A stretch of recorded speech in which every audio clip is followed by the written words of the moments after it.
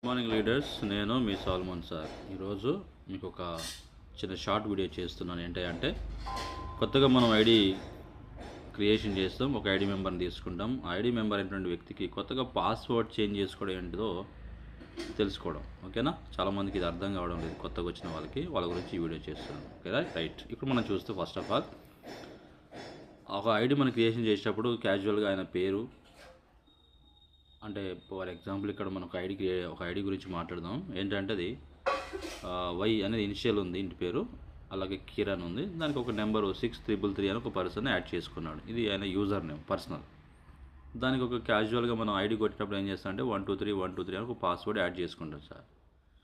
ఇప్పుడు ఆ 123 అనేటువంటి పాస్వర్డ్ని చేంజ్ చేసుకుని మన పర్సనల్గా ఒక పాస్వర్డ్ చేంజ్ చేసుకోవచ్చు. లేదా మర్చిపోకుండా ఉండడం కోసం పైన ఉండండి యూజర్ ఐడిని మనం కొట్టుకోవచ్చు. ఇక్కడ చూడండి, డైనస్ గ్లోబల్ ఆ పేజ్లోకి మనం వెళ్తున్నాం. పేజ్లోకి వెళ్ళిన తర్వాత ఐడి లాగిన్ చేసిన సిచ్యువేషన్లో ఇలా మెంబర్ సెక్షన్లోకి వెళ్తే మనం ఐడిని ఏదైతే మనం యూజర్ ఐడి కొట్టామో, అంటే మనం కొత్తగా ఐడి కొట్టేటప్పుడు అది మాత్రమే మనం క్యాపిటల్ లెటర్లో కొట్టాల్సింది. నేను చెప్పిన ఇంతకుముందు వై కిరణ్ అనేటువంటి పర్సన్ని నేను ఐడి కొట్టాను.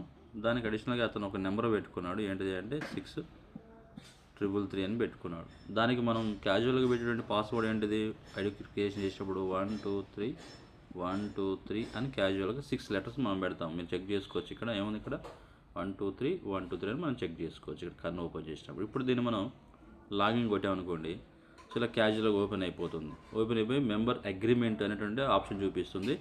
ఇలా దీంట్లో చాలా విషయాలు దీంట్లో ఓపెన్ చేస్తుంటాయి. కానీ ఇక్కడ మన చిన్న బాక్స్లో క్లిక్ చేసుకొని I agree to abide and to be, అంటే ఓవరాల్గా కంపెనీ మనకి ఇచ్చేటువంటి విషయాలు ఏదో ఒకటి ఉన్నాయో వాటన్నిటికీ కూడా నేను అగ్రిమెంట్ అవుతున్నాను సార్ అని చెప్పేసి ఇక్కడ టిక్ చేసి మనం దానికి అప్లై అవుతున్నాం అనమాట.